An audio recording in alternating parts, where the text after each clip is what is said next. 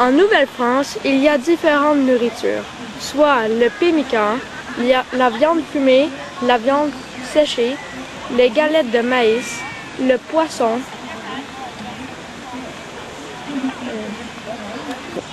il y a aussi la bière d'épinette, l'eau de vie, les baies sauvages, des petits fruits, le pain et c'est pas mal tout. Il y a plusieurs maladies en Nouvelle-France. Il y a principalement la bronchite, le scorbut et la dysenterie. Pour guérir les blessés ou les malades de cette maladie, on utilise principalement les herbes curatives.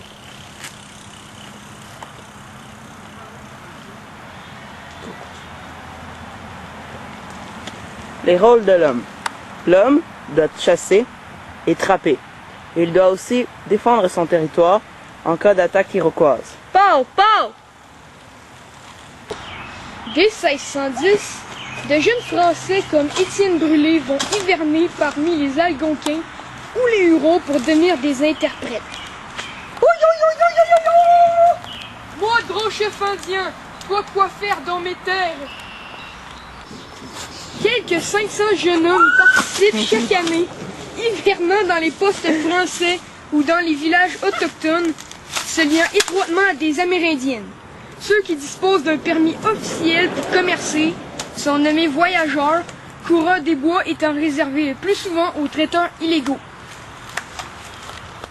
Le pouvoir royal condamne les coureurs des bois à être fouettés, marqués au fer, ou pour les récidivistes aux galères, mais ils échappent le plus souvent au châtiment, et ce d'autant plus facilement qu'ils bénéficient de complicité parmi les officiers et les marchands.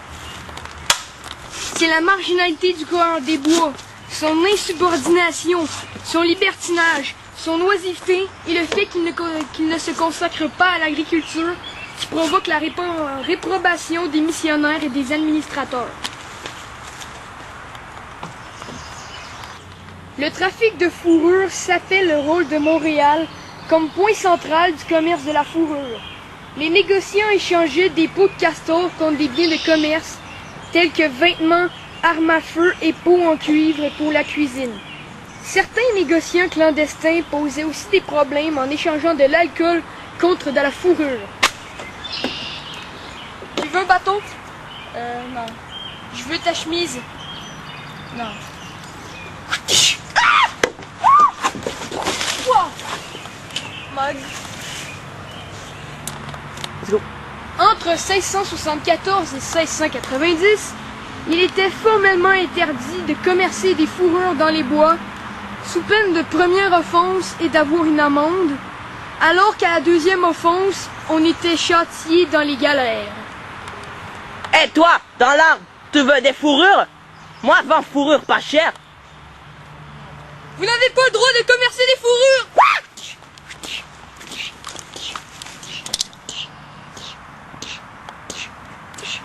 Lors de l'histoire, certains coureurs des bois se sont démarqués.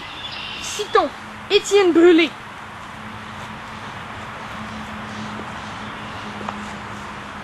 Louis Joliet, Médor des Groseilliers, Pierre Esprit Radisseau,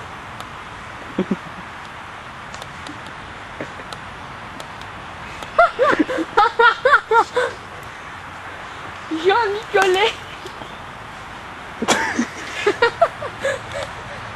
Guillaume Couture, Jacques de Noyon et la Vérandrie.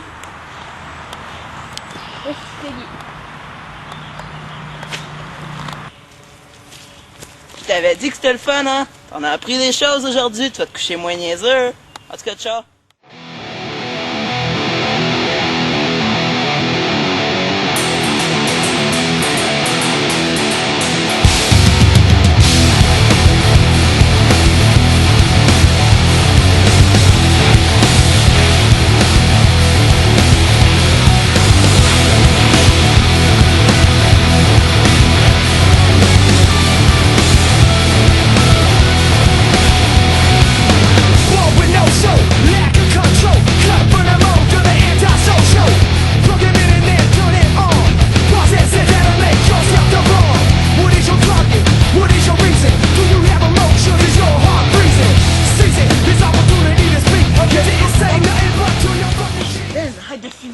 la marginalité, l'insubordination, le libertinage et l'oisiveté des coureurs des bois qui fait que les missionnaires leur font beaucoup de réprobation.